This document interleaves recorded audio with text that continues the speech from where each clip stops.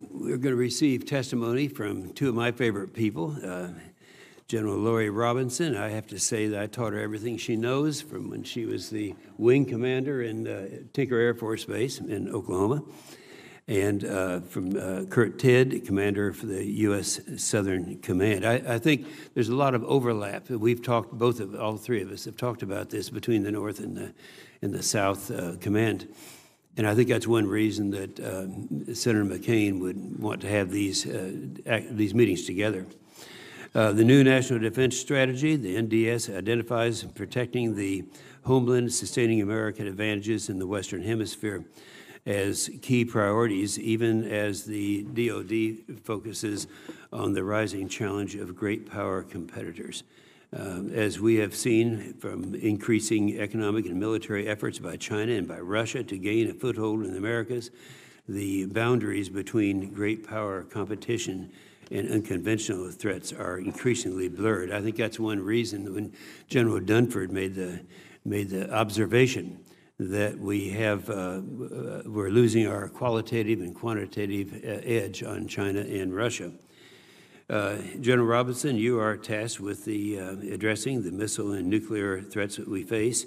And while I'm encouraged by recent efforts to bolster our homeland missile defense system, more needs to be done to address the ballistic and cruise missile threats. I think particularly recently we've observed others gaining talents that we were not convinced that they already had.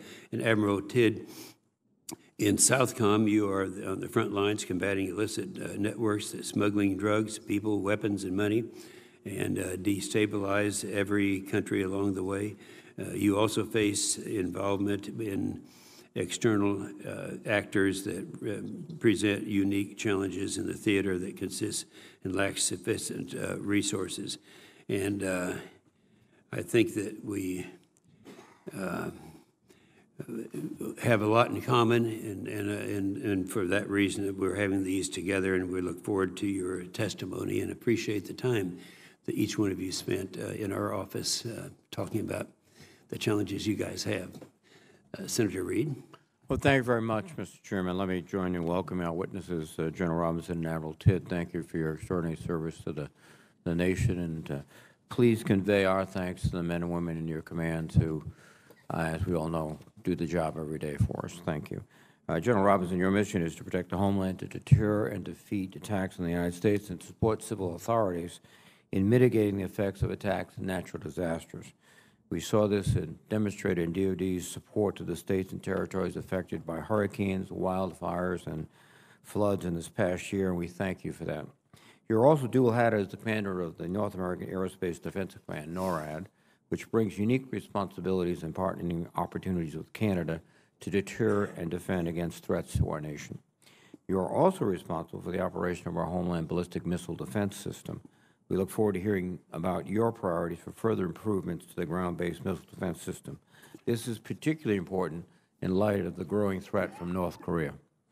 Lastly, your relationship with the military leadership in Mexico, along with your collaboration with Admiral Tidd and other federal agencies, is crucial to promoting security along our southern border. A number of problems at the border originate in the Southcom area of operations, and efforts to address those problems require a whole-of-government approach. Admiral Tidd, you are on the front lines of a significant threat facing our nation, the opioid crisis. In 2016, we saw 64,000 deaths from drug overdoses, an increase from 52,000 in 2015. What has made the crisis worse is that more and more Americans addicted to opioids are turning to other dangerous drugs that are flowing into our borders from Central and South America and Asia. The flow of heroin and cocaine and other drugs like fentanyl into the country is exacerbating this crisis. Cocaine production in Colombia is up, as we spoke in our office, and it is destabilizing the countries of the Northern Triangle as it works its way to our border and destroys lives here. I was very encouraged to hear that Southcom held an opioid conference last week, which brought all the government stakeholders together to work on this problem. Because it is important to recognize while our military has an important role to play in the fight against narcotics in this country, we will only win against this threat with adequate resources for domestic agencies such as the Food and Drug Administration, the Drug Enforcement Administration, and the Department of Health and Human Services. Admiral Tidd, I look forward to hearing you about the outcome of the conference and about Southcom's efforts to counter the flow of narcotics into the United States. In addition, China and Russia have been increasingly active in Central and South America, committing millions of dollars of investment and partnering with Latin American militaries. Admiral Tidd, as you noted in your written statement, China has pledged $500 billion in trade with Latin American countries and $250 billion in Chinese direct investment over the next 10 years. Increased economic cooperation and the continued provision of financing and loans that appear to have no strings attached provide ample opportunity for China to expand its influence over key regional partners and promote unfair business practices and labor practices. I'm concerned because of the cuts to our State Department and USAID. We are not doing everything we can to position ourselves as a partner of choice for our neighbors in the region.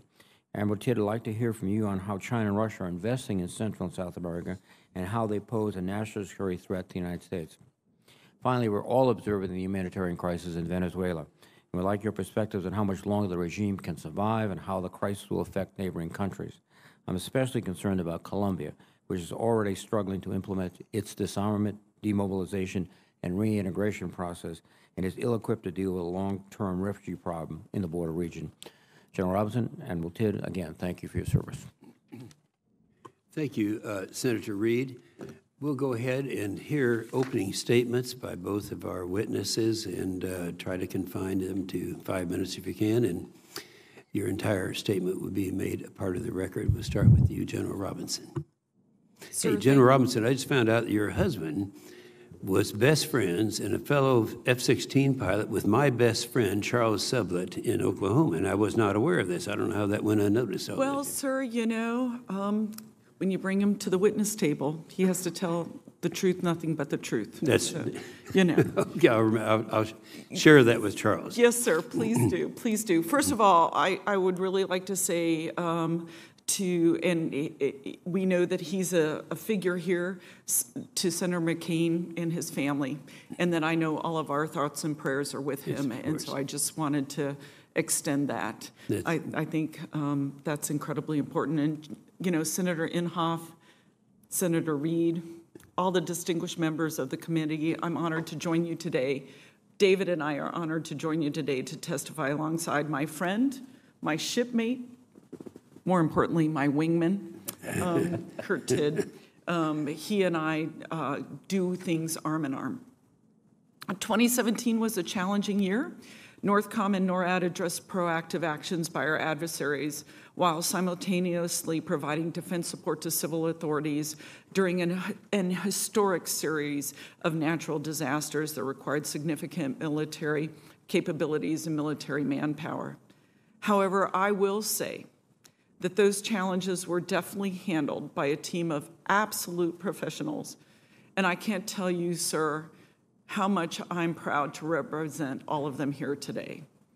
In my 21 months as the commander of NORAD and U.S. Northern Command, I've been so impressed by the dedication and vigilance shown by the soldiers, sailors, airmen, Marines, Coast Guardsmen, civilians, Americans and Canadians who stand ready to defend our nations and our fellow citizens.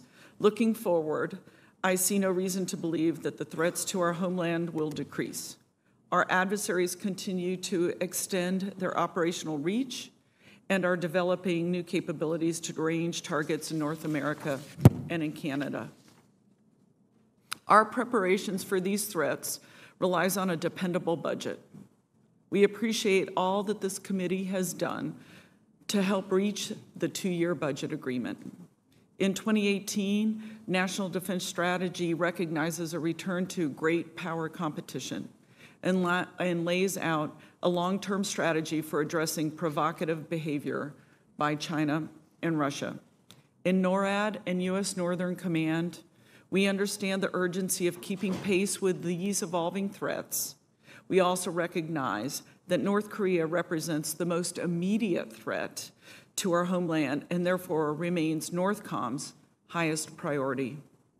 In the past year, Kim Jong-un has demonstrated several successful ICBM tests. We continue to watch their developments closely and are prepared to defend the United States. and I want to assure this committee today that I am confident that I can defend the United States. While I'm confident that we can defeat this threat today, it is critical that we continue to improve the ballistic missile defense enterprise, with emphasis on the development of improved sensor networks, combined with interceptor capability and capacity and reliability. We continue to work with the Missile Defense Agency, the intelligence community, and other combatant commands to ensure our collaborative effort in outpacing the threat. Russia continues to modernize its long-range bombers and its submarines, and has developed new cruise missiles with the capability to hold targets at risk at ranges that we haven't seen before. To defend against advanced cruise missiles, it's important that we continue to make prudent and savvy investments in advanced sensors and defensive weapon systems. This strategic advancements in Russian submarine fleets to demonstrate their capability to threaten our homelands for the years to come. The threats mentioned are the most serious. However, we remain vigilant against adapting threat of terrorism as well as unpredictable natural disasters. As we review the 2017 hurricane response and prepare for the 2018 season, we are working with our mission partners to include the active, Guard, Reserve, forces to incorporate the lessons learned to ensure that we provide our best support to lead federal agencies. With respect to Canada, we are building interoperability across domains with a tri-command framework that's comprised of Northcom, NORAD, and Canadian Joint Operations Command. This arrangement allows further planning, integration, while preserving our ability to conduct unilateral missions. With respect to Mexico, our military-to-military relationship with the Mexican Secretariats of National Defense, SEDENA and SAMAR, is unbelievably strong. We focus on illuminating the pathways used to transit illicit goods with my partner here, Admiral Tidd, with our interagency partners, Southcom and SOCOM. Theater security cooperation is essential, part of strengthening continental defense, and builds relationships essential for future cooperation. And by the way, this year, we have the 60th anniversary of NORAD. Throughout its long history, this binational command has seen several evolutions in the air domain, and we are proud of that. The men and women of United States Northern Command and NORAD stand united in a common purpose, ready to face the threats of the United States and Canada today, and we are evolving to face the threats of tomorrow. I need all of you to know that we have the watch. But I also need you to know, while senators, today you're going to ask about me and about our capabilities and the things that we need, I want you to know that we couldn't do it without our families.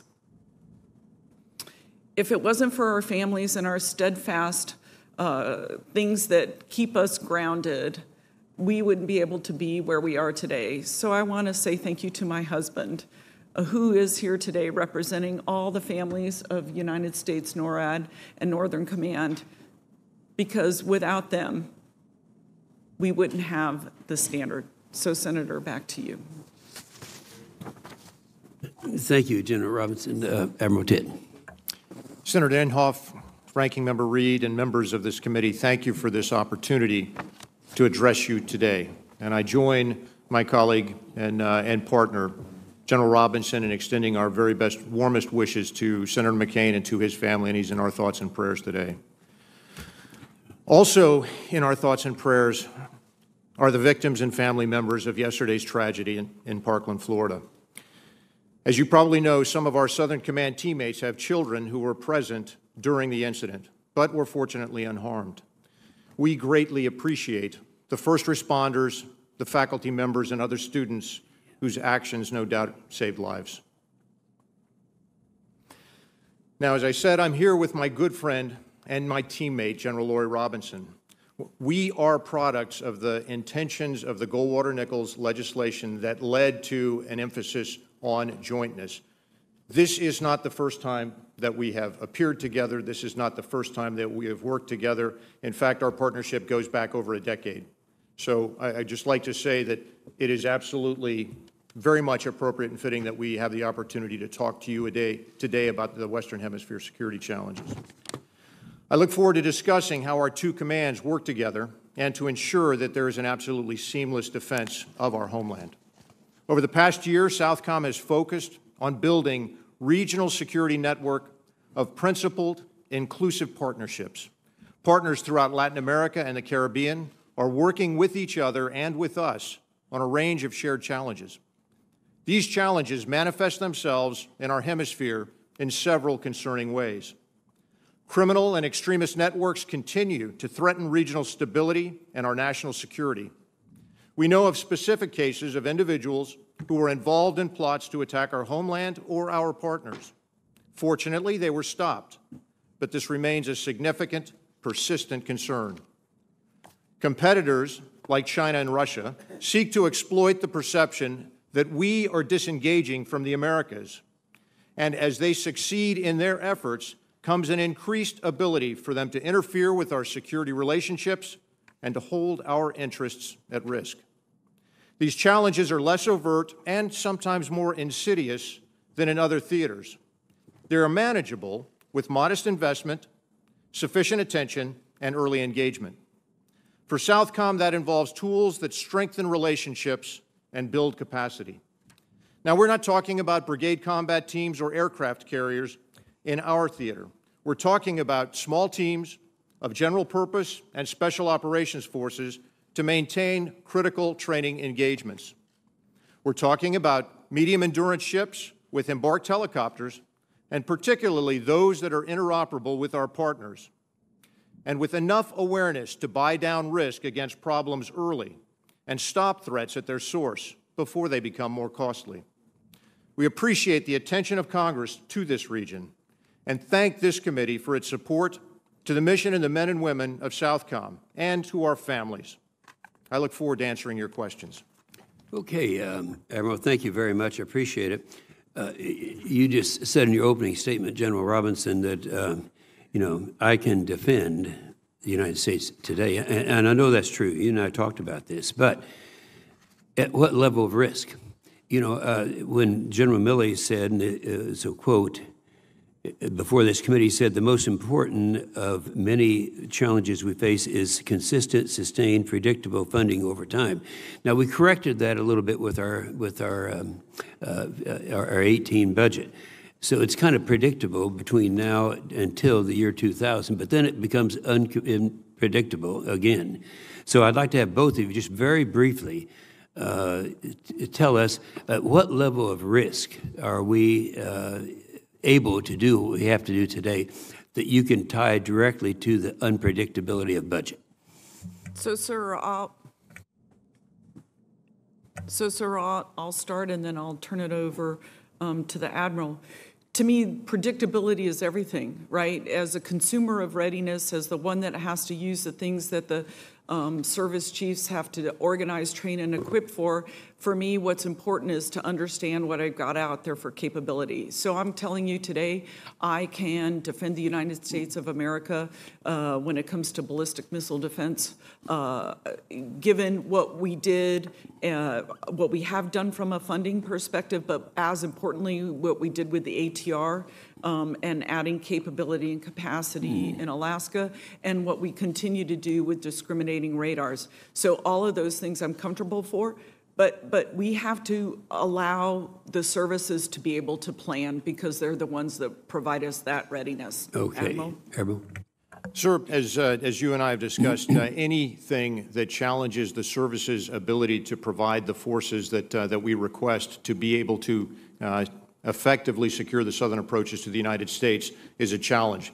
Budget unpredictability has probably been the single greatest impact on their ability to provide those forces.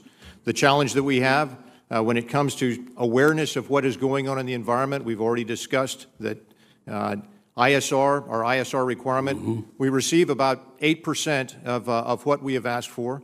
We're very appreciative of the fact that about half of that has been provided as a direct result of creative contract ISR capabilities that the Congress has so generously funded. But that still is an enormous challenge. Yeah, not just for you, but for all commands. We hear that all the time, and it's one that we really need to be direct.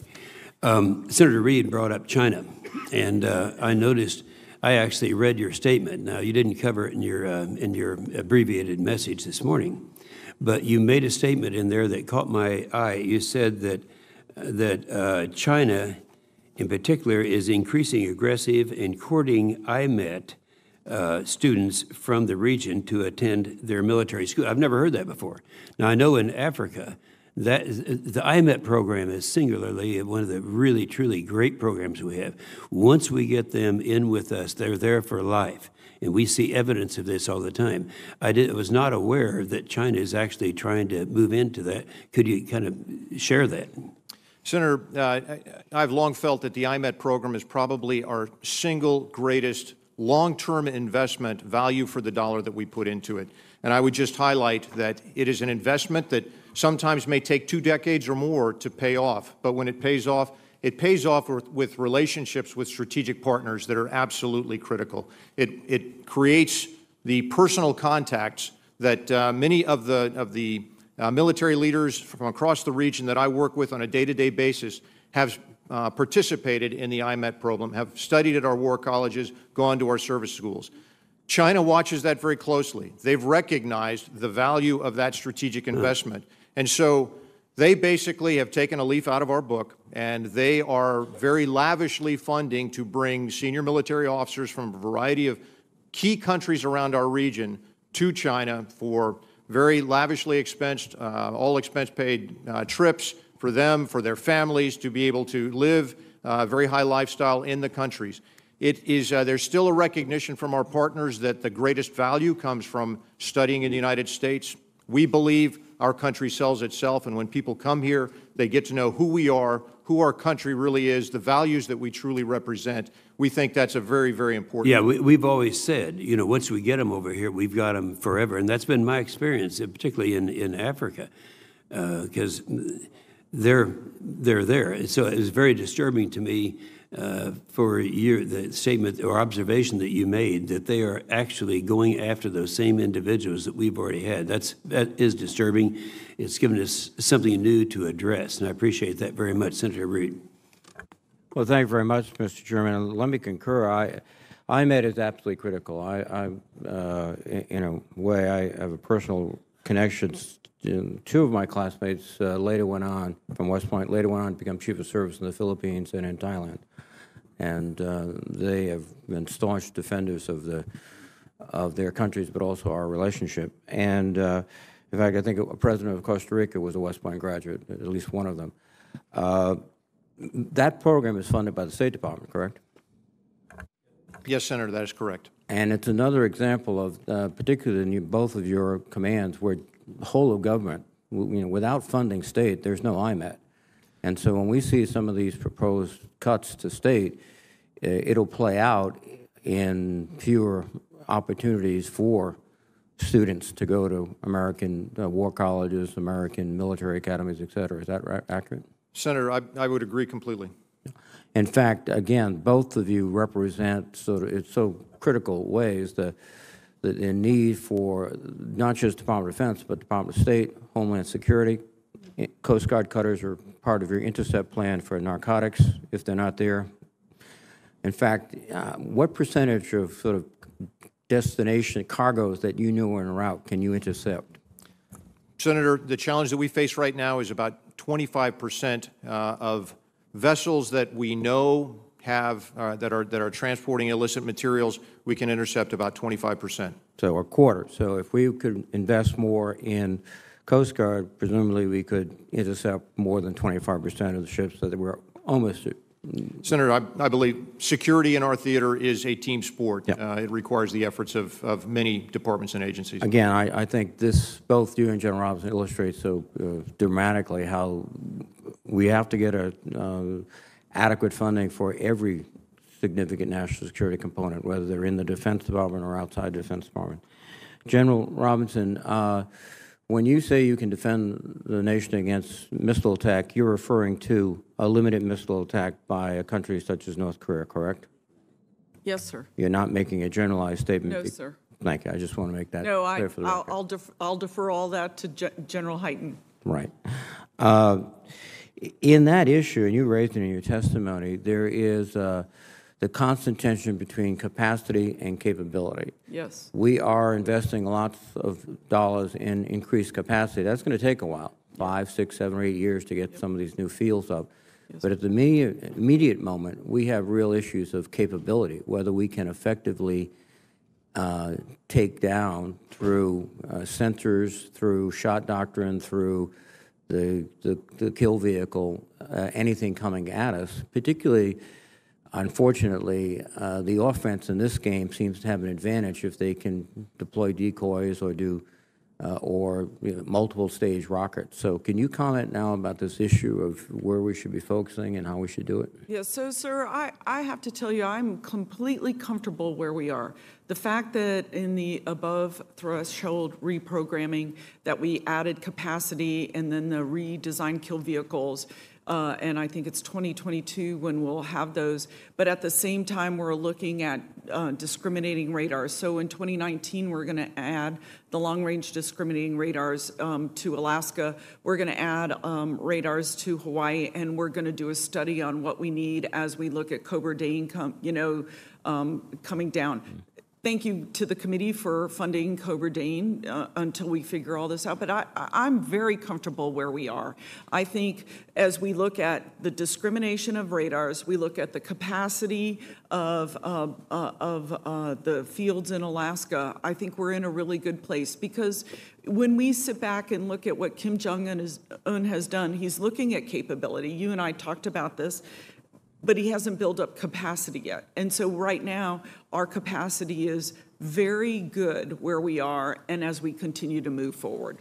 Are you satisfied with the schedule, the frequency, and the rigor of the testing of the system, the actual testing? I'm very comfortable. You know, one of the things that I say about Kim Jong-un all the time is that he's not afraid to fail in public. You learn as much from failure as you do from success. And so, you know, I'm very comfortable where we are with our testing and where we're going in the future. And I rely very much on General Greaves and where MDA is going. And he and I talk all the time. Thank you very much. Again, Yes, thank sir. you both for your service. Yes, sir. Senator Wicker. Admiral Tidd, thank you. Well, thank you both for your testimony and your service. But Admiral, our strategy now is great power competition, first and foremost. Senator Inhofe asked you to drill down on China, so let me ask you to then turn to Russia, which you discussed extensively in your written testimony. You mentioned Cuba, Nicaragua, and Venezuela. Is that principally where they're playing? What are they trying to do there, and where else do we need to be concerned? Senator, those are the countries in which previously the Soviet Union had a long-standing relationship, and Russia has continued that relationship. However, they continue to engage in a direct competition for influence with some of our key partners around the region.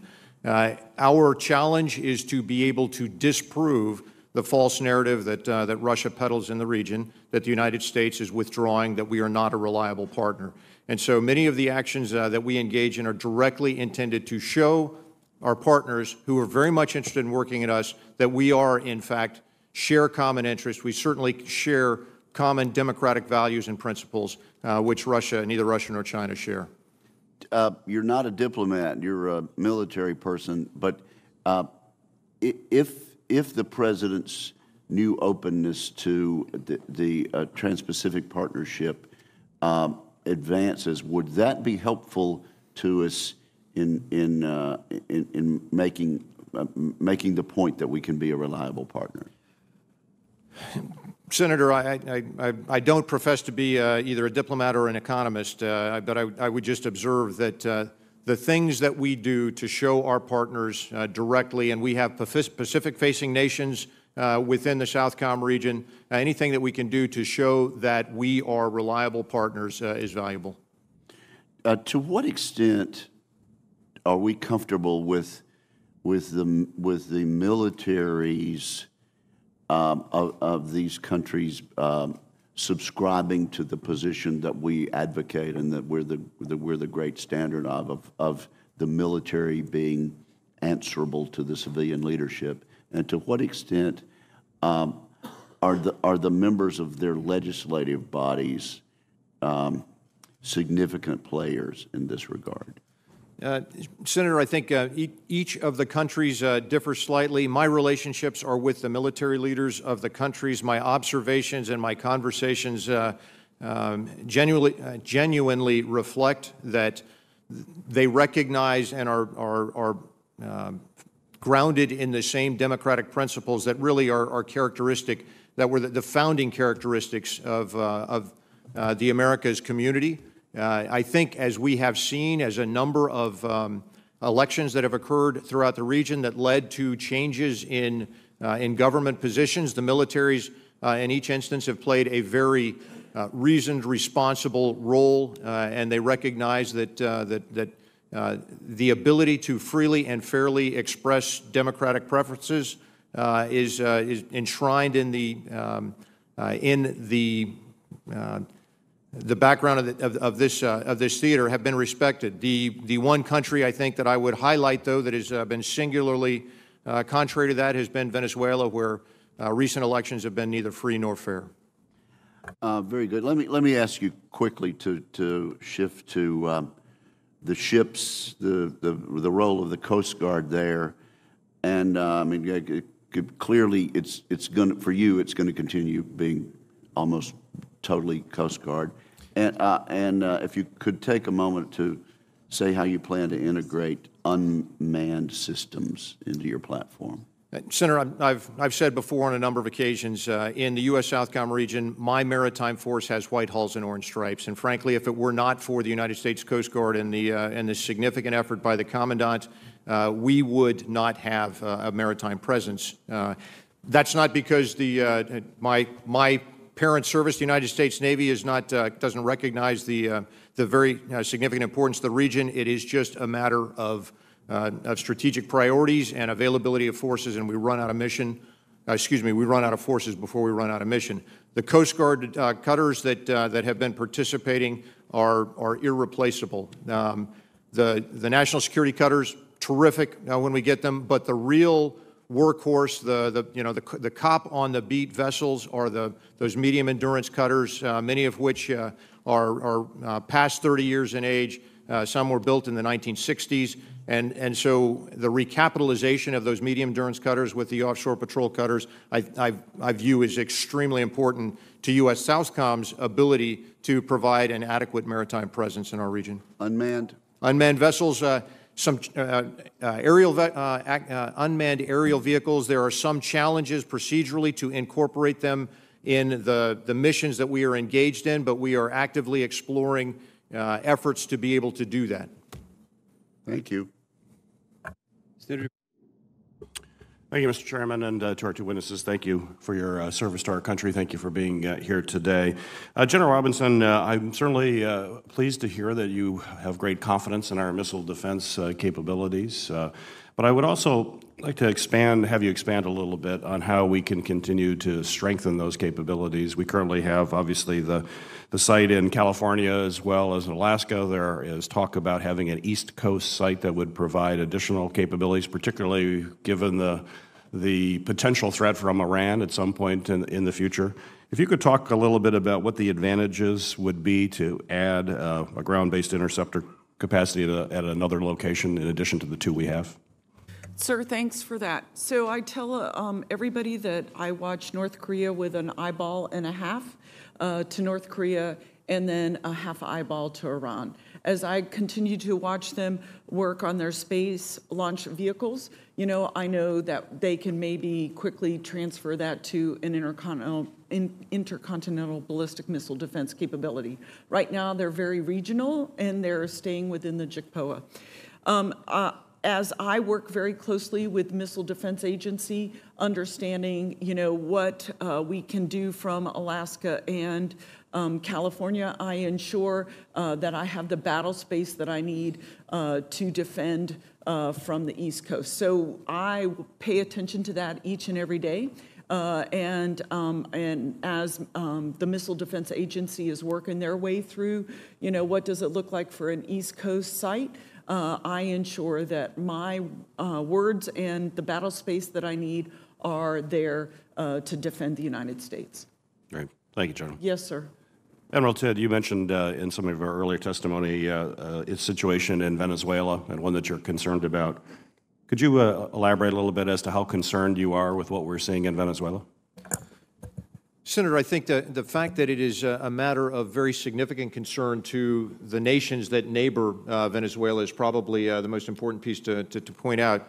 As we have seen, the impact on Venezuelans who are fleeing the absolutely abominable economic conditions in the country puts a severe burden on the school systems, medical systems, the social support infrastructures, particularly of Colombia, where over 500,000 Venezuelans have now entered Colombia.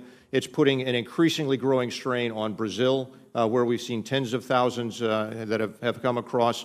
But it also places a significant burden on Guyana, on countries like Curaçao and Aruba, as well as Trinidad and Tobago. So it is having a very significant impact on those countries, and those countries recognize that they are going to have to be able to deal with this humanitarian crisis.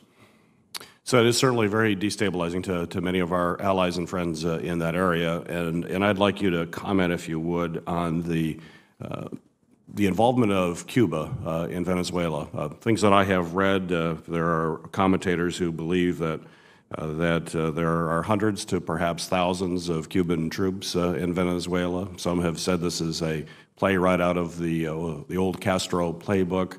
What is your assessment of Cuban influence in Venezuela, and how is that contributing to the instability that we're seeing?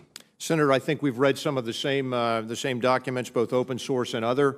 I think, and when I talk with, again, my counterparts in the region, they have been quick to share that we see significant presence of Cuban advisors to the security forces that continue to prop up the Maduro regime. And so I just think it's a matter of concern. Well, thank you. Appreciate your testimony. Senator.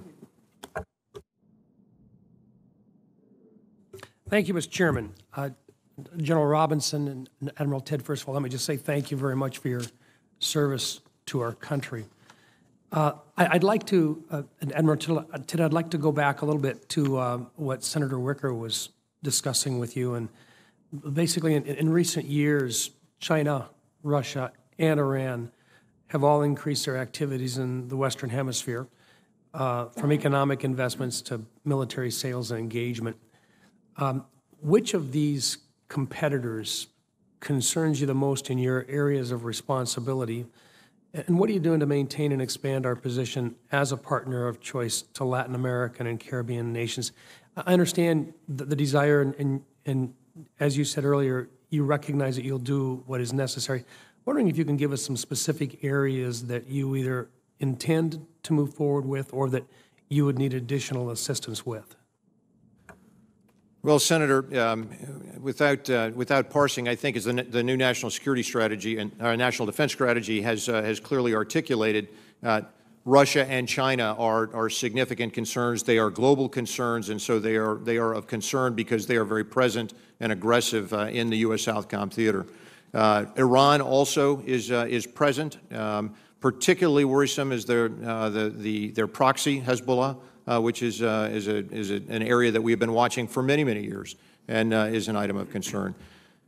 when it comes specifically to Russia and China, the very best thing that we can do is to be the best possible partners that we can with countries who are absolutely interested, committed, want to work with us. Sometimes there are just things that make it difficult for us to be the best partner that we can. Sometimes it's adequate forces for us to be able to engage with them, and so to be able to conduct meaningful exercises with them, but also sometimes our ability to be able to work with them and facilitate the kinds of information sharing that is critical to having an effective common defense for the challenge that we face. Let me work my way through it a little bit, because I'm really curious about such things as foreign military sales or foreign military financing for those military sales, international military education training, the impact, and so forth. Can you talk a little bit about those specific ones with regard to our ability to not only provide them with resources, but also the training as well? And where are we at right now with those same partners? Is that working or is it not working? Do we have the resources allocated there that we need? Well, Senator, I don't know a theater commander who says he's got as many resources as he or she would like to have, but I would say that particularly with regard to the programs that you mentioned, FMS and the IMET program, it is a small pie to begin with. The Southcom allocation of that pie is smaller still based on global priorities. And so our challenge is to make that small slice of the pie go as far as it possibly can. Now, sometimes programs that we offer, it's expensive for our partners to be able to come and live in the United States and bring their families with them and spend the time here. So that's where we really try to maximize both the number who are able to come and I guess the quality and the quantity, if you will, and finding that balance point can be a real challenge. But I think as far as particularly the IMET program, if there was one program that I would say is a long-term strategic investment, and like financial investments, sometimes they take a while to pay off, but when they pay off, they are absolutely priceless. Okay, thank you. General Robinson, our 114th Fighter Wing in Sioux Falls has been flying alert missions out of the March Air Base in California since 2012. We've had 4 jets constantly deployed there and crews on a 24-hour flying alert basis that are part of that critical defense team for our nation. NORAD recently requested 72 upgraded ASAR radars through a joint urgent operational needs request, and they've been funded to include for the aircraft of the 114th. The problem is that there are over 300 Air National Guard F-16s, and we're only going to modify 72 of them with this radar. Our worry is that we'll put real heavy wear and tear on those specific modified aircraft, and that will only modify a handful of the aircraft, thus really wearing out that particular group. The cost to upgrade these jets is approximately $2.1 million per jet, and compared to the additional capability gained, it's probably a pretty good buy. Can you talk a little bit about your perspectives on whether or not we should upgrade the remaining F-16s in the Air National Guard Alert Squadron so that we're not focusing just on those 72 with that capability? Yes, sir. I'm working very closely with the Air Force on this. And so, first of all, I'm grateful to be able to modify those jets because, that just happened recently. So that, I think, is a really good deal. But I continue to work with the Air Force on what does it look like as we not just modify airplanes, but what does the transition to F-35s look like? And so I will look closely and ensure that not only do we not rely heavily on just those, but what does the long-term transition plan look like? Very good. Thank you. Thank you, Mr. Chairman. Thank you, Mr. Chairman, and thank you both for your service and for your testimony today. General Robinson, I especially appreciate your comments about the support that everyone in the military receives and at NORAD from your families. And I know that sentiment is shared by everyone on this committee. So thank you both. Admiral Tidd, I want to go back to Senator Reed's question, I think, about the 25%. Did you characterize that as 25% of the missions that you could do, you're able to do, and because of the lack of resources, not able to do more than that? Senator, I think the way that we describe it, and to clarify, is we have pretty good situational awareness on an awful lot of the trafficking that is occurring, and that's based on very close partnership with a variety of countries in the region, most notably with Colombia. Of the known tracks that we are aware of, and we think we've got a pretty good handle, we are only able to intercept about 25%, about 1/4.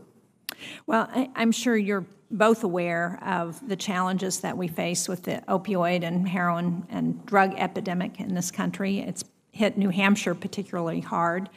And can you estimate if you had the resources that you could use to do all of the missions that you would like for all of the interdiction efforts that you're aware of, what difference would that make in terms of the amount of drugs you're able to interdict? Senator, you raise an excellent question, and the challenge that we have, particularly with regard to opioids, and that's the reason we hosted the conference last week, was because we recognized that what we knew and the procedures that we had in place did not seem to be having the kind of impact. And it's because the supply chain of that particular illicit substance does not travel in the same way that the supply chain for, if you roll the clock back, marijuana originally and then cocaine, where we have well understood and identified source zones, transit zones, arrival zones, and we're able to lay across those various pathways a variety of primarily law enforcement, but also intelligence community and military resources to have an impact on them. The opioid problem is a fundamentally different problem. We understand it's different. I would say the value of last week's conference was bringing together many of the agencies that touch that problem, at least on the interdiction side, and recognize we've got to do business differently. I'm not prepared to tell you that we have an answer to it yet, but we recognize the scope of the problem, the seriousness of the problem, and the work that remains to be done, and then our commitment to work together to put in place a more effective mechanism than what we're doing today. Thank you. And General Robinson, are you seeing similar, on the northern border with Canada, are you seeing similar traces of drug runners coming across? No, ma'am, not like what, Admiral Sure. Tidd would talk about. But the one thing I would like to also add and give Admiral Tidd a lot of credit for is last month we had a meeting with he and I, and Admiral Duran from Colombia and Admiral Soberón from Mexico to talk about, how do we, as we've watched things go from the land-based transit to the ocean-based transit, those two folks talking to each other about how do we decide how we're going to combat this together. So, under his leadership, we had Colombia present a plan, we had Mexico present a plan, we had the U.S. present a plan, and now the three of us are going to sit down and go, what's the best way we can do this from an open ocean perspective to try to get after that? And so, this is not a single dimension conversation. This is a multi-dimension conversation, and it's a multi-combatant command conversation, which to me is what's really important, is the fact that he and I stand side by side doing this. Well, thank you. I think it's very important, as you all know, and I hope that we can provide additional resources to make sure that you're successful. I want to pick up on another issue that Senator Reid raised with respect to funding for the State Department. You both talked about the importance of working across DOD and state in terms of what you're trying to accomplish. And we have seen a proposed budget that would cut the Department of State by 30%. Can you quantify what that would mean in terms of your operations and your efforts to work with state if they saw that kind of a cut? So I don't know if I can give you a number that would mean anything, but here's what I do know. Every single day we talk about anything, Secretary Mattis says diplomacy leads. And so the fact of the matter that he says diplomacy leads, then I know my role and responsibility is to support diplomacy. So I can't say is that 10, 20, 25%, but I can tell you that I know that I follow diplomacy. Thank you.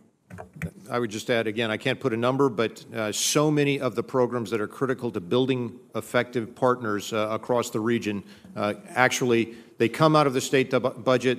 We implement them, but we could not do it if they are underfunded.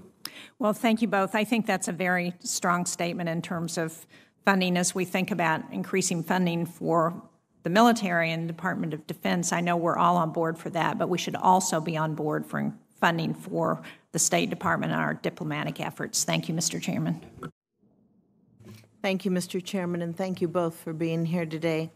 General Robinson, your opening statement discusses the increasing capabilities of Russian cruise missiles to hold targets in the homeland at risk. And specifically, you state, quote, "These systems present an increasing threat to North America due to their long range, low radar cross-section, and the limited indications and warnings likely to be seen prior to a combat launch," end quote.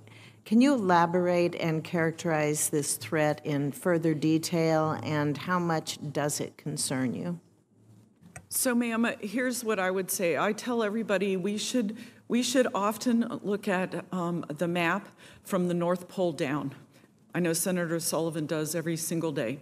And we should look at the fact that Russia looks different if you look at it that way. And then every single day, I would tell you, I get an operations and intelligence briefing that talks to me about where bombers are, where submarines are, and what they're doing and what their activity is. And I pay attention to that every single day. And so when I sit back and I look at that, I look at their capability, what they're capable of. I look at their capacity as they continue to train both their bomber pilots and their submarine pilots. But I look at intent in the air domain as the commander of NORAD. I know from an intent perspective, their intentions, I don't see that. But that doesn't mean from a strategic long-term perspective, as we talked about in the National Defense Strategy, what Russia is out there doing. But I have to tell you, so one of the things that we're doing is a Northern Approaches surveillance analysis of alternatives with Canada to understand what's coming across the Northern Approaches, both Canada and Alaska, because I look across the entire part as the commander of NORAD. And what I've said to everybody is I want to be able to detect, ID, track, and engage, if necessary, at ranges to defend our homeland. And so those are the things that I think about when I think about Russia. At your final comments there about being able to detect early and then engage if necessary, do you think we have enough of that capability right now? I know that in the FY 2017 the Air Force began upgrading the radars on the 72 National Guard F-16 fighters. Is that going to be sufficient? Because isn't that really our last line of defense at that point? Yes, so ma'am, what I would say is that's part of our Homeland Defense Design Phase 1 and Phase 2. It allows us to use our fighters and tactics, techniques, and procedures to move out further than we were able to before, so we appreciate the committee's support on that. But this is now the longer range part, if I look at the Northern Approaches specifically, to be able to do that. And I happen to believe that our missile defense system provides really an immense capability.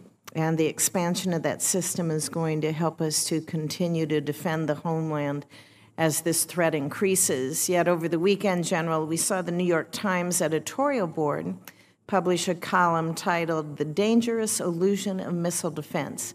And in it, they described our homeland defense system as riddled with flaws and repeated what I consider an old, tired claim that tests were not conducted under realistic conditions.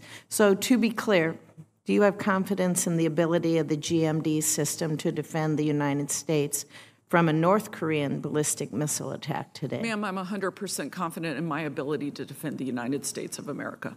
And do you believe the actions taken by Congress and this administration to expand the system's capacity and improve discrimination will enhance Northcom's ability to defend the homeland from ballistic missile attack in the future? So, ma'am, I would tell you I appreciate the above-threshold reprogramming for the capacity that we gave, and I think that's helpful as we look at adding onto that the redesigned kill vehicle, in addition to continued work, which we need to do with the discriminating radars. Between all of those three things, I think we continue to outpace everybody, and it gives me more and more confidence, continued confidence of our ability to defend the United States. Thank you, General, for presenting valuable information and very clear answers. Thank you. Thank you, Mr. Chairman. I want to thank both the witnesses. Thank you for meeting this week as well. I want to talk to you about what we talked about in my office, which is the opioid crisis. Last week, the Center for Disease Control reported overdose deaths in Indiana increased by 28% from July 15 to July 2016. Over 1,700 Hoosiers died from opioid overdoses. Only 6 states had larger percentage increases. But this is a national epidemic. It's getting worse, not better. And your commands are on the very front lines of this battle. How would you prioritize the opioid crisis in your command priorities right now? General Robinson and then Admiral Tidd. So, sir, I take this opioid crisis as a personal issue. You know, when you sit back and you've talked about it, and it's about families and it's about people, it's incredibly important. I sit down every month and I talk to the Secretary of DHS. I work very closely with my subordinate commanders who work very closely with Mexico on all of this. So this crisis is not something that I set aside, it's something that I take very personally. And so what's important to me is that I understand the support role that I can give to DHS and the support role that I can, and information that I can give Mexico, which then translates to the things that I can give to Admiral Tidd. Because the UCP line on the map doesn't exist for Admiral Tidd and I, and so it's a very personal thing. Admiral Tidd. Senator, I shared General Robinson. This is a crisis that has come to touch us all personally, and so the challenge that we face is that how do you handle it? How do you deal with it? What became clear at our conference last week was the United States Department of Defense can't solve this problem on its own. The Department of Homeland Security can't solve this problem on its own. Health and Human Services can't solve it on its own. It will only be through all of us working together in a collaborative manner. That's why our approach at U.S. Southcom is to apply a threat network-based approach. And we see that's our #1 priority is threat networks. And I apologize because I have limited time, but as we talked about, these drugs are coming across from Mexico, not through unguarded areas or anything, but through checkpoints in the back of trucks.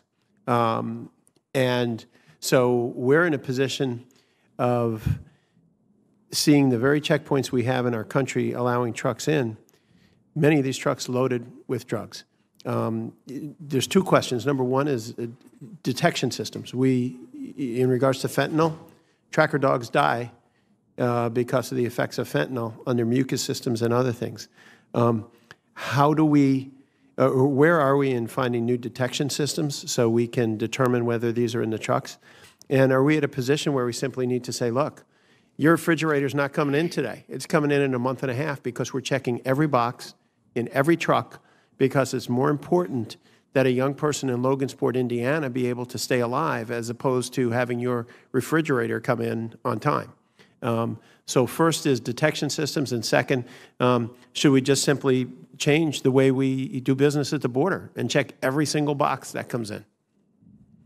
So, sir, I will tell you in the support role that we do for DHS, we have the opportunity to provide them some biometric detection capability. We have the opportunity to provide Marine sensor platoons at the border. capability. But as you know, and as you and I talked about yesterday, it's very much in a support role in the things that we can do from a technology capability. Last year in front of this committee, as you and I chatted about yesterday, Senator McCain asked us to talk about what are some of the technologies, and we'll come talk to you about some of the things that we're doing to provide and to support DHS. Admiral? Sir, all I can say is there is no single silver bullet that's going to solve this problem. This is going to take the very best efforts across the entire national security team to be able to work together effectively. Well, is there a discussion about changing the way we handle crossings at the border? Because that's where it's coming through. Not that you know of. Thank you, Mr. Chairman. Thank you both for being here.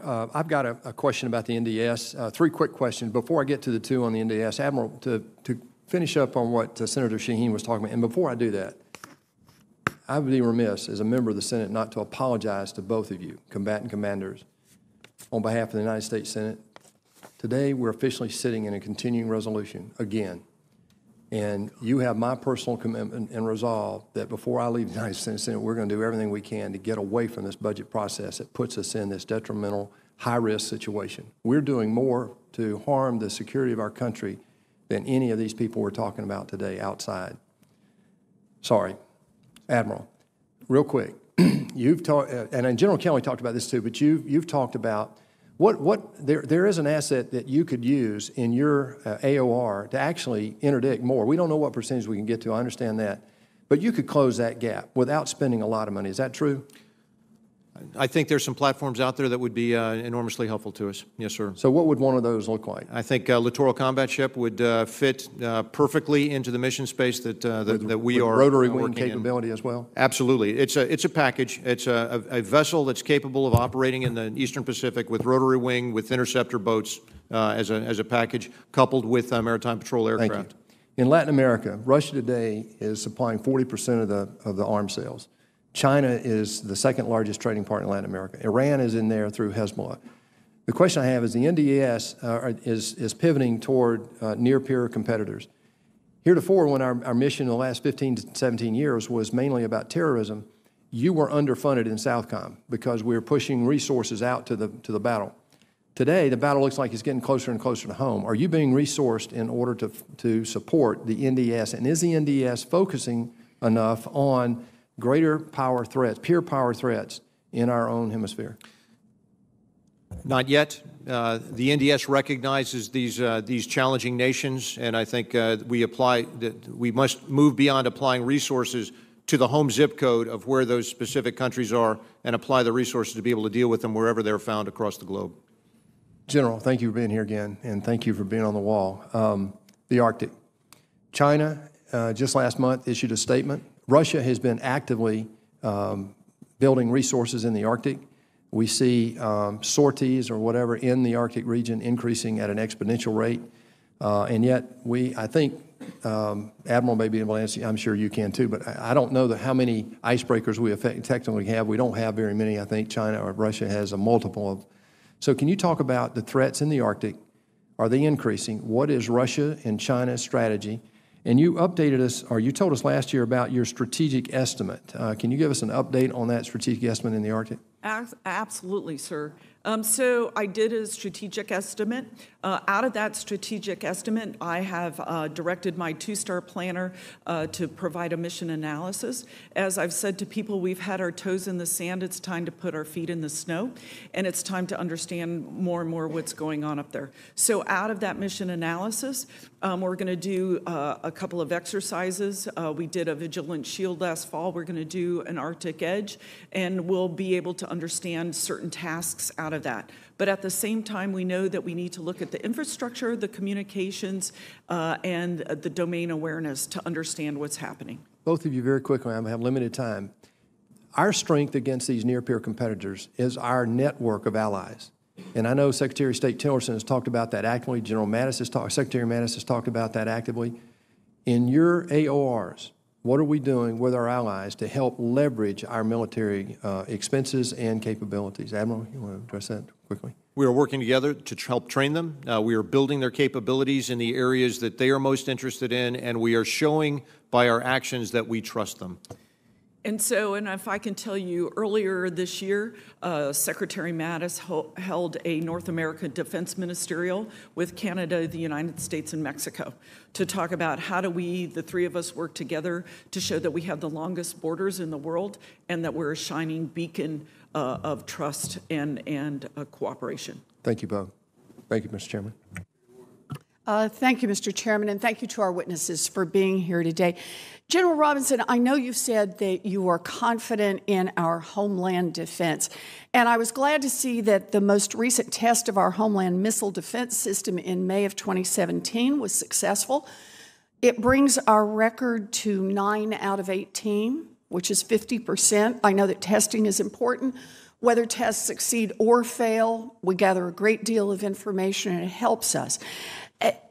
As the missile threat from North Korea increases and we invest additional interceptors to meet the threat, it seems to me that it's more important than ever that we accurately assess the reliability of this system. Physical tests are expensive, and they cost hundreds of millions of dollars each. Predictive modeling is one cost-effective way to increase our data. But in his 2017 annual report, General Baylor, the director of Operational Test and Evaluation, criticized, and I'm going to quote him, the lack of independent accreditation of modeling and simulation for performance assessment of our ballistic missile defense system. He recommended that Missile Defense Agency prioritize investments in modeling and simulation. So, General Robinson, as Northcom commander, you're the primary customer for our homeland missile defense system. Do you agree with General Baylor's recommendation? Would increased modeling and simulation improve your confidence in ground-based missile defense system? So, ma'am, it's good to see you again. Good to see you. And so thank you for that. So I would tell you two things. You know, modeling and simulation is good as what you put in is what you get out, right? And so I think it's very important that we do modeling and simulation. But I also think that the importance that Missile Defense Agency does with its live testing helps answer into all of that. So when you take both the live part and you can input that into the modeling and simulation, that helps you with the overall understanding. But I want to say to you again, I'm confident today in our ability to defend the United States. And so I think it's important, not just the live testing, but the modeling and simulation, and put all of that together to make us understand where we're going. So thank you, General. You know, we've spent over $40 billion on the Homeland Missile Defense System. So I don't think it's asking too much to expect it to work 100% of the time. And if that's not possible, to rethink our overall approach. DOT&E has been making the same recommendation that we invest in modeling since 2010. That's 8 years ago. And I think it's time to take that recommendation seriously, not as a substitute, but as a both and. If I can, let me ask you one other question, and that is, General Robinson, your responsibilities include coordinating defense support to civil authorities in the event of a natural disaster. And in 2017, Hurricanes Harvey, Irma, and Maria. And Nate and Ophelia. That's right. Strained our federal response nearly to the breaking point. I recently visited Puerto Rico along with the Massachusetts congressional delegation, and we were able to see the damage firsthand. One sector that was particularly hard hit was health care. We've previously talked about your decision to send the hospital ship Comfort for about 7 weeks. But I visited a hospital and a community health center that were still struggling without clean water, without reliable power, months after the storm, and more than a month after the Comfort had departed. And now, even though they haven't recovered from last year's storms, they're all starting to prepare for the next round of hurricane season. So I'm about out of time, but General Robinson, can you very briefly list, say, your top 3 lessons learned from Maria, and whether there's more that DoD can do to support the healthcare sector specifically? So, ma'am, I would tell you, we just finished very quickly, we just finished an internal Northcom lessons learned conference. We're going to go out to OSD. The conversation that we had is there a difference between Texas, Florida, and Puerto Rico? So you've got state, and island. So what can we learn out of that, and can we think about that differently? So that I would tell you that would probably be the first thing that I would say back to you. Once we finish through inside the department, I'd be happy to have me and my staff come talk to you about the things that we learned, and interagency, quite frankly, because as you know better than I do, we're very much in a support role to FEMA and the governor, and so we'd be happy to come talk to you. Good. I appreciate that. Yes, and ma'am. I appreciate that you responded to my letter. Yes, ma'am. With a lot of detailed information about the comfort and its use in Puerto Rico. And Mr. Chairman, with your permission, I'd like to submit the letter from the General for the record. All right. And just to say, Puerto Rico has still not recovered. Yes, ma'am. And healthcare has been a particularly hard-hit area. DOD can move resources often much faster than anyone else, and I think we need to think much harder about the role that DOD plays in future hurricanes, because we know they're coming. Yes, ma'am. Thank you. Thank you, Mr. Chairman. Thank you, General Robinson, Admiral Tidd, for your appearance and continued service. Admiral Tidd, the President announced at the State of the Union address that we would once again be moving detainees, where appropriate, to Guantanamo Bay. That falls under your authority. Could you tell us a little bit more about that plan and what you have in store for the facilities there? As has been the case, our responsibility is to ensure the safe, secure, legal detention of law of war detainees. I'm highly confident that we have been doing that, and we will continue to do that. You know, we have 41 detainees who are there right now. We're prepared to receive more should they be directed to us.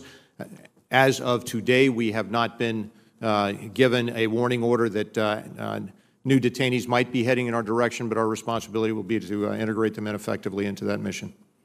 And what about the facilities there and your personnel rotation plans? Thanks to the generosity, obviously, of Congress and spearheaded by this committee, we appreciate the support for barracks that are capable of withstanding the environmental conditions of the Caribbean region, especially during storm season. We look forward, once the money is handed, to be able to start construction on those barracks.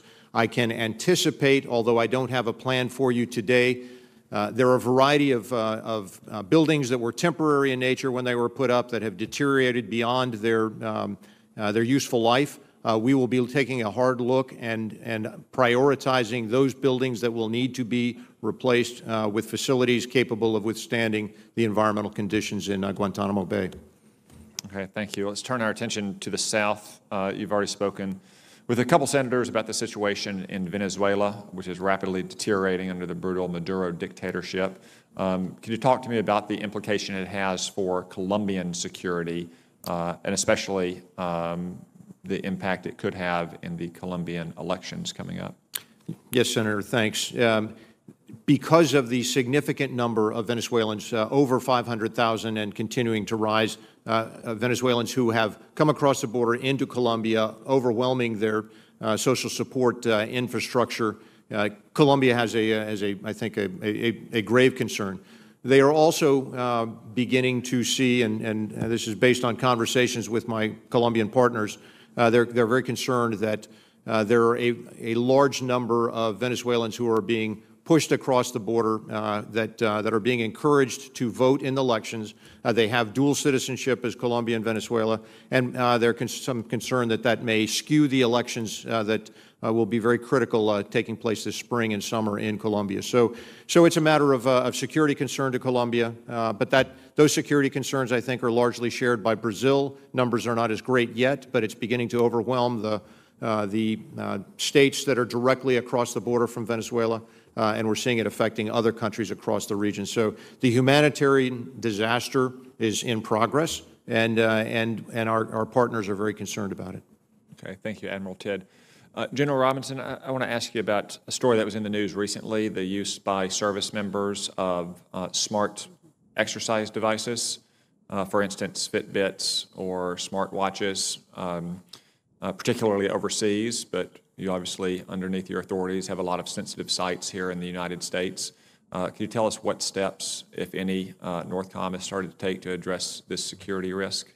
So, sir, Senator, thanks for that. I would tell you, as I watch and I work through the service chiefs and to see what they're doing, you know, while I worry about force protection in all of the installations, I work it through the service chiefs, so I'm paying attention to the steps that they're taking to make sure I understand, to ensure that I can implement anything that they need me to do. And you feel comfortable at this point with what the services are pursuing? Yes, sir. Right. Okay. Thank you both for your testimony and for your service.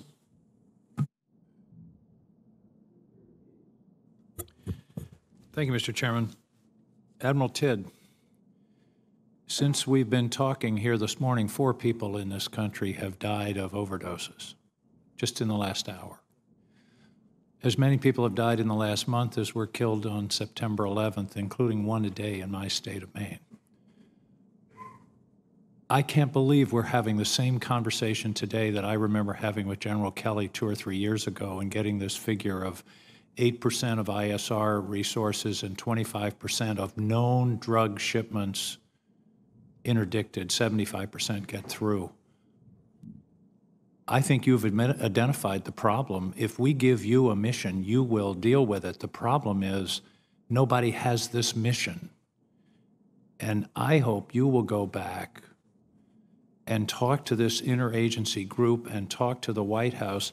It is inexcusable to be sitting here 3 or 4 years later and still only being able to interdict 25% of the drug shipments that we know about. And we would know about more if we had adequate ISR.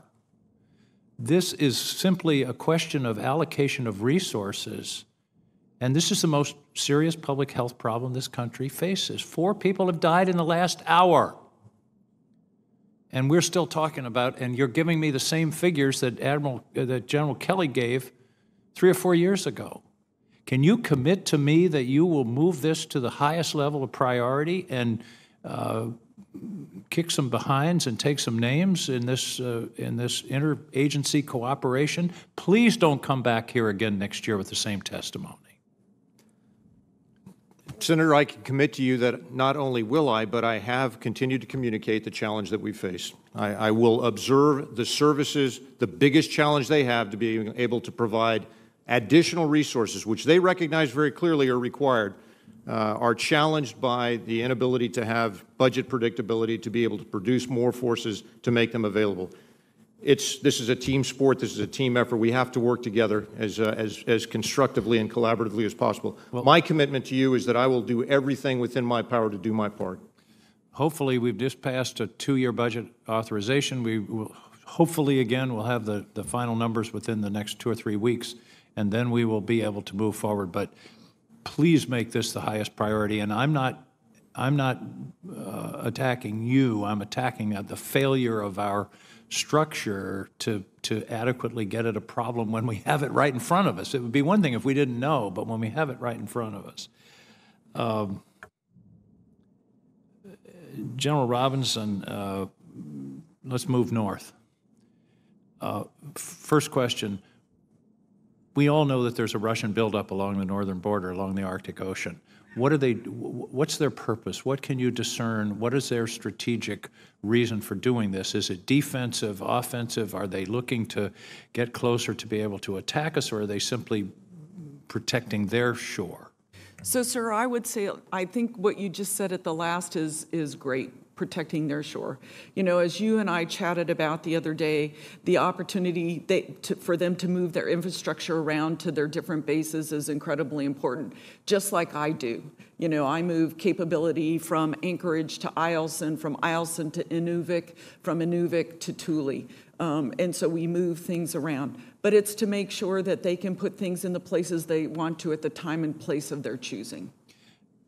And I think you made an important point earlier that there are 2 elements of national strategy. One is capability, the other is intent. Yes, sir. And the problem is right now they may have a benign intent or a lack of malicious intent, I'd put it that way. Yes, sir.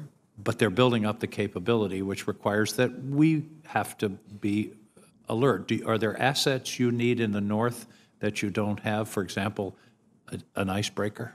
So, sir, you know, I'll defer to my colleagues in the Coast Guard, but what I will tell you for the icebreakers, but what I will tell you is that I very much get ISR capability in Global Hawk and other things that I share with UCOM and PACOM to understand what's happening in the region.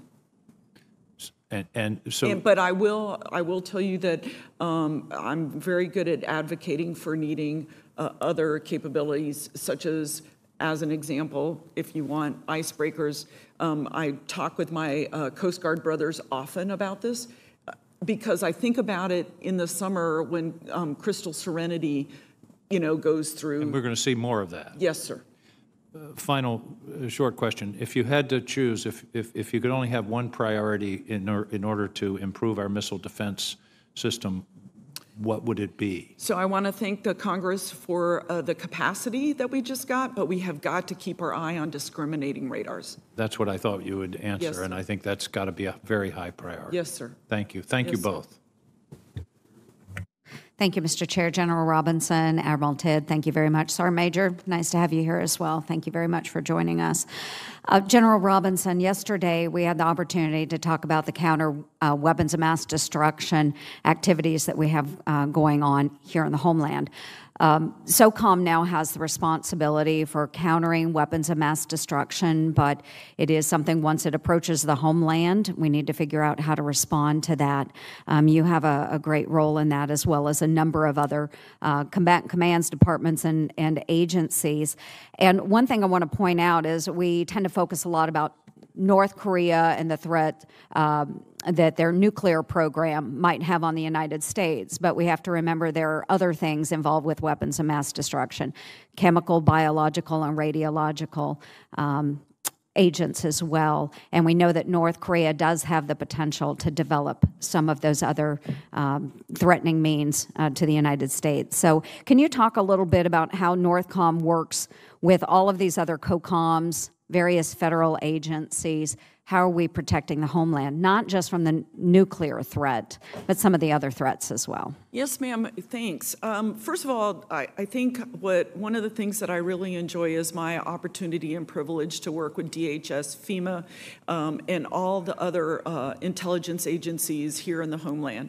I have a Joint Task Force Civil Support in Virginia, an amazing guard unit that works very focused on the chemical and biological reaction. But I have other task forces in the Guard that help respond.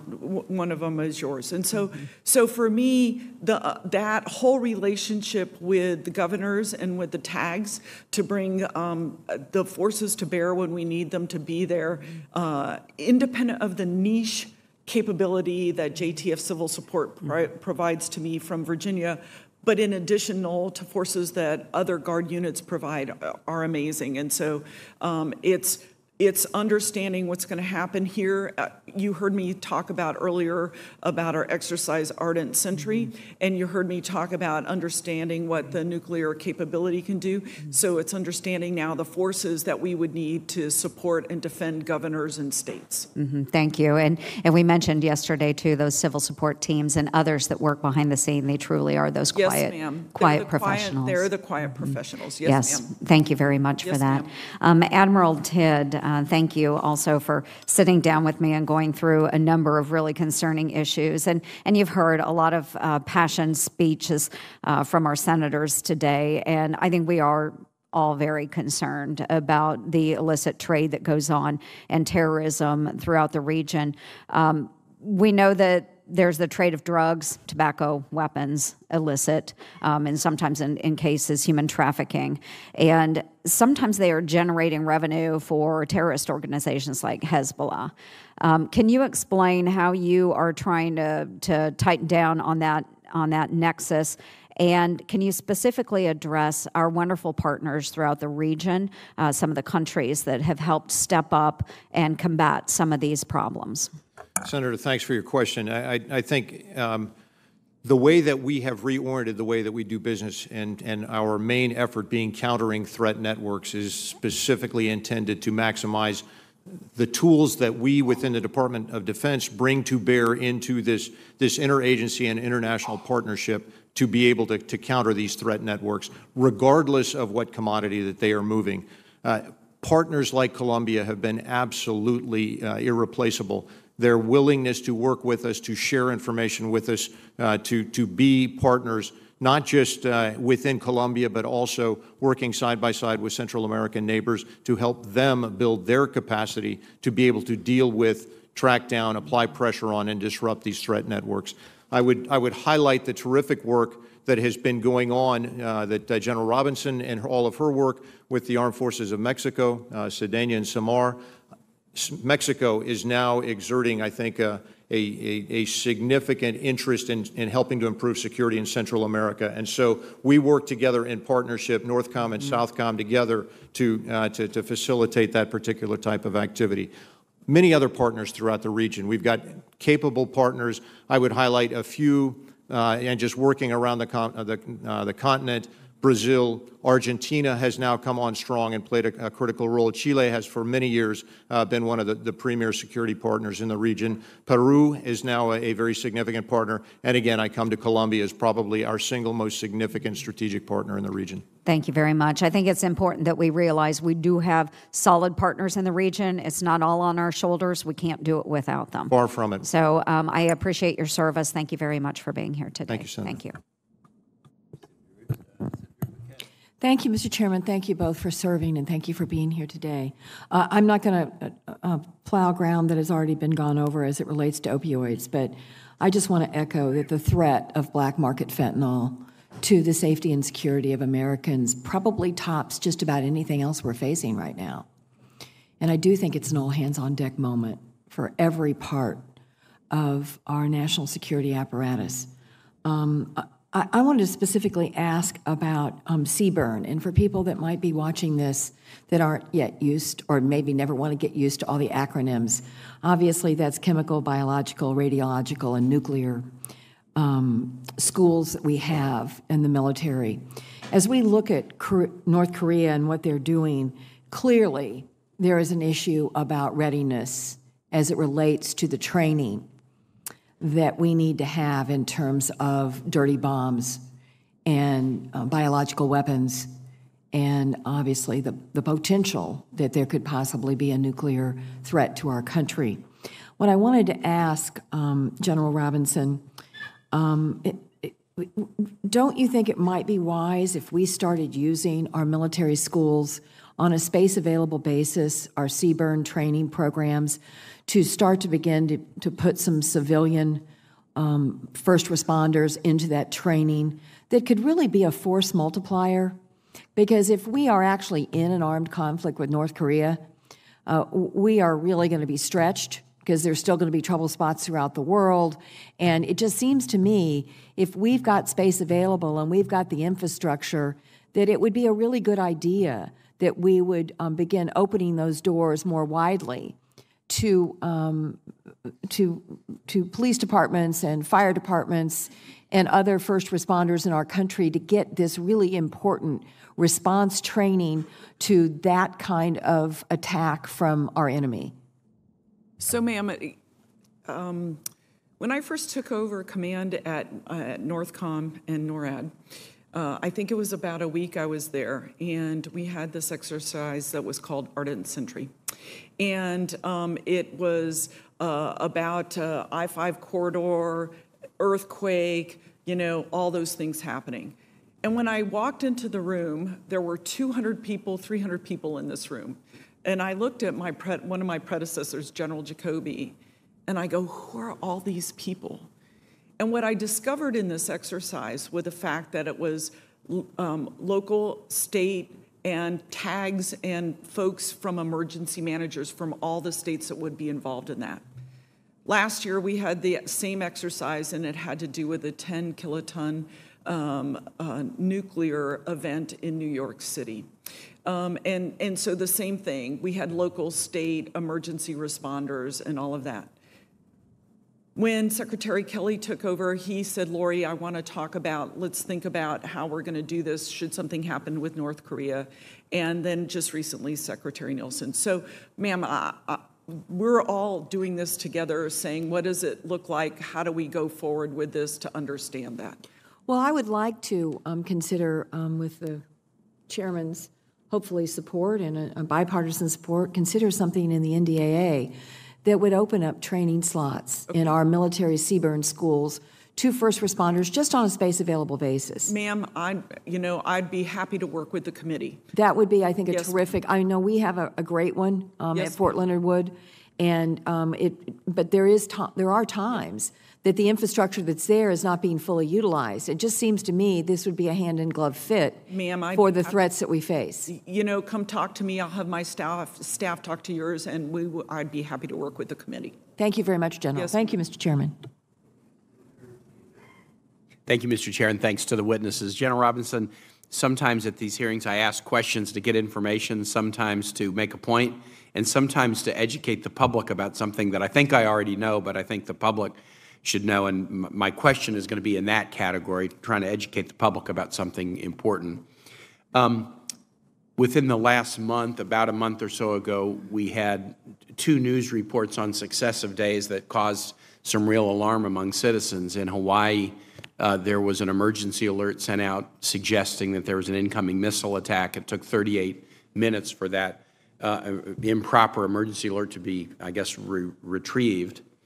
And then a couple of days later, there was the Japanese news agency, NHK, put out a warning about an incoming missile attack from North Korea that I think was corrected within a few minutes. But in each event, these things caused a whole lot of public concern.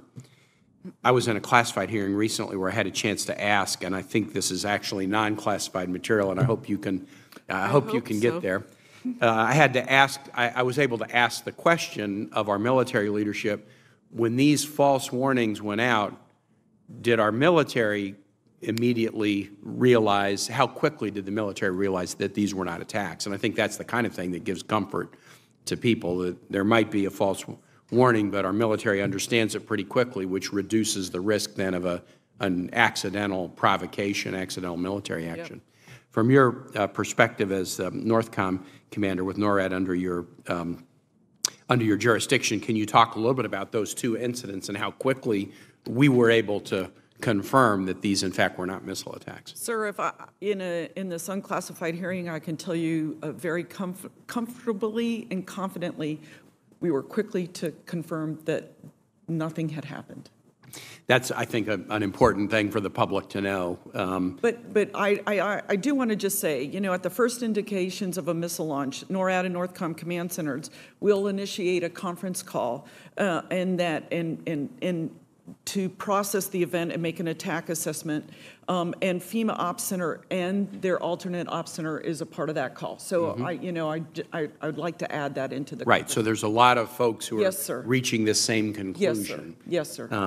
That is comforting, I think, for people to know. Let me ask you, Admiral Tidd, you talked a little bit in response to Senator Perdue's question about the training that we do with Southcom partners. It is the case that nations in your area are purchasing more from Russia. There's activity by Russia, by Iran, by China. But talk a little bit more about the training side, because I've had a chance to see some of the training in action, and I'm very, very impressed with the kind of training we do, the degree to which these nations want us to be their partner, the relationships you build. Somebody you're training might be the defense minister in 10 years or the president in 20 years. But talk about some of the nations and the training exercises currently underway between the U.S. and nations in your command. Senator, that there is no doubt in my mind that the countries that we work with unanimously prefer working with the United States because we work together as equal partners, because we work together defending the same interests, the same values, the same piece of the hemisphere together. And so we try to find ways to make it as easy as we possibly can. We could not do that without the enormous support of, for instance, our state partner program, National Guard units that are active in virtually every country throughout our region. They provide that long-term contact, personal relationships, many times with these countries that is valuable and that helps build their capability and capacity. I mentioned previously the enormous importance of our very, very small but capable special operations forces that come down and work with partner nations. They are highly respected both for their professional ability but also for their ability to work together and to understand how to meet the needs of particular countries. I have told General Tony Thomas he is oftentimes my most important force provider, and special operations forces over and over again are my major maneuver force. Small numbers, but critically important throughout this region. Also, other reserve forces, the regionally aligned force that the Army provides, could not do a lot of the training that we do in Central America. And last but absolutely not least, our Marine Special Purpose Marine Air Ground Task Force that 6 months out of the year during the hurricane season come down, work with partner nations, build their capacity, build their resilience to deal with disaster response, and then when the need arises, if a disaster occurs, and for the last 2 years they've been directly employed in disaster response operations throughout our theater. I've had the opportunity to witness some of these in Honduras, deployment of of medical clinics, mobile medical clinics to remote areas, which have a humanitarian purpose, but also help train our own folks to do deployment of medical clinics in combat if we need to. I've watched training in Colombia, where I've watched not only training on military tactics, but respect for the rule of law and proper respect for human rights during the time when the war was going on against the FARC. And so I've seen the value of these trainings, and I also know sometimes it's these kind of training exercises that get really squeezed in budget pressures. That's one of my hopes with the budget that we've recently announced, that you'll have the opportunity to continue to build those relationships, which I think put us in a much stronger position. Thank you, Mr. Chair.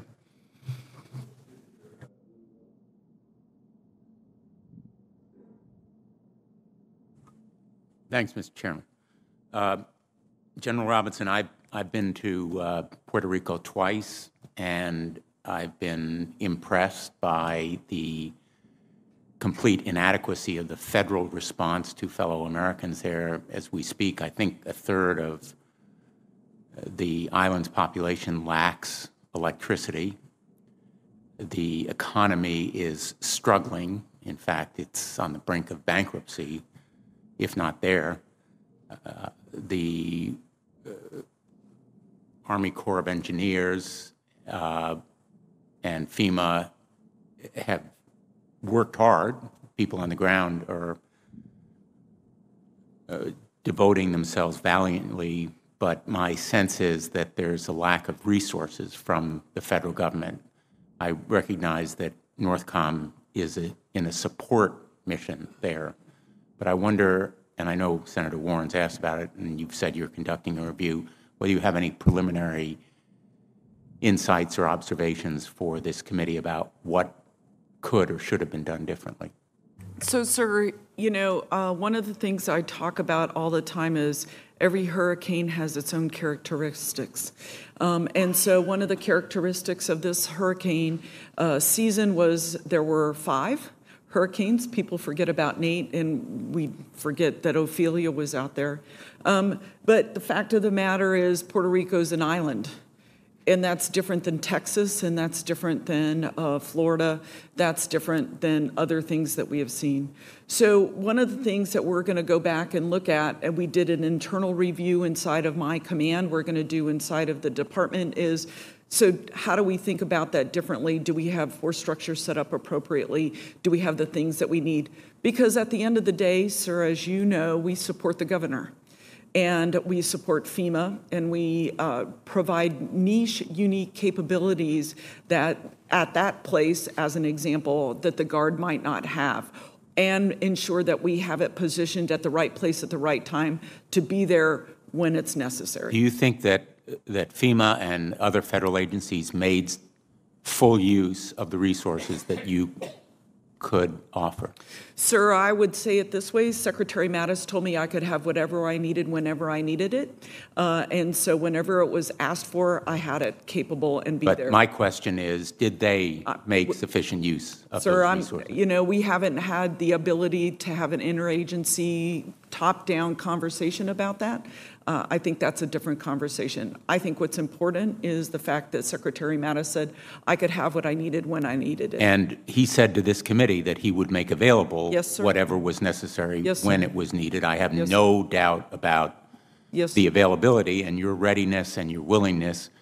I'm asking about resources that were unused because they were unasked for. So since we haven't had a lessons learned across the interagency, I would not want to answer that conversation.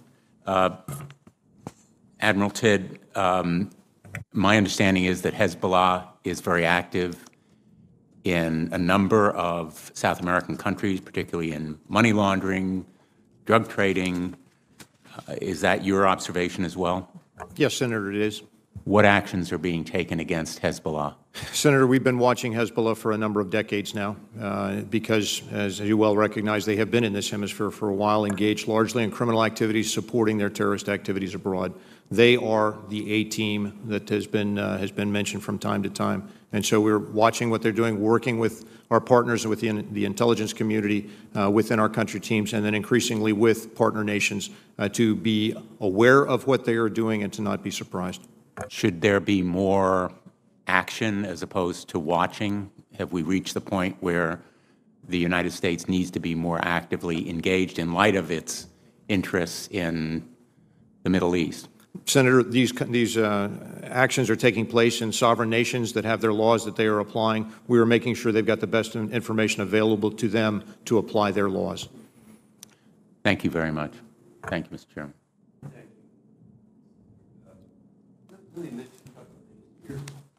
This may fall into the category of Senator Kane's educating the public, but I would only say that we've had a lot of varying experiences with Puerto Rico. I can remember one that was not pleasant, and that was when I personally lost the Battle of Vieques. They had the only area where we had the joint training capability, and searching worldwide, we were not able to replace that. And we did not get the cooperation that we should have gotten, and had some adverse effects. Following up a little bit on Senator Cotton's comments about Gitmo, Admiral, what I'd like to do, I was very critical of President Obama when he was trying to close Gitmo. And one of his alternatives, what are you going to do with all these guys that you pick up, was to put them into incarceration within the United States. One such place happened to be, that was suggested by that administration, was Fort Sill in Oklahoma. Obviously, you can't put those, these are not prisoners, these are not criminals, these are enemy combatants. You can't put them in with and intermingle them with the prison population. Their job is to teach other people to be terrorists. And so I'm really concerned as we follow through with this. I was happy when the President in his State of the Union message talked about expanding, keeping open that great resource that we have there. But I'm very anxious for that to happen. So what I'd like to have you do, Admiral, is kind of monitor that. Let us know why we're not using it more just already. I mean, because I know that there have been some placements that took place. If you could do that for me, I'd appreciate that very much and follow through with that. I will, Senator. And I had one last comment to make. Why don't you go ahead, Senator Reid? No, sir. Okay. This would go to the gentleman sitting behind General Robinson, who we share a best friend whose name is Sublett. Sublett, actually, he had a lot of missions in Vietnam, I think about 300 of them. When he got out, they changed the 570th, and you're aware of this, from the F-16 mission to a refueling mission, and when that happened, he took retirement from the reserves, and I was his speaker at the retirement, and he wanted to keep flying, and I'm still a flight instructor. So what I had to do, I say to you, David, was I took the awesome responsibility. Anyone can fly fast. I had to teach Charles how to fly slow. So I had to say something you were not aware of, and that's it. Any further comments? I can't top that, Mr. Chairman. All right. Anything more? All right. Well, we are adjourned, and appreciate very much your willingness and your straightforward answers to the questions. You both did a great job. Thanks so much.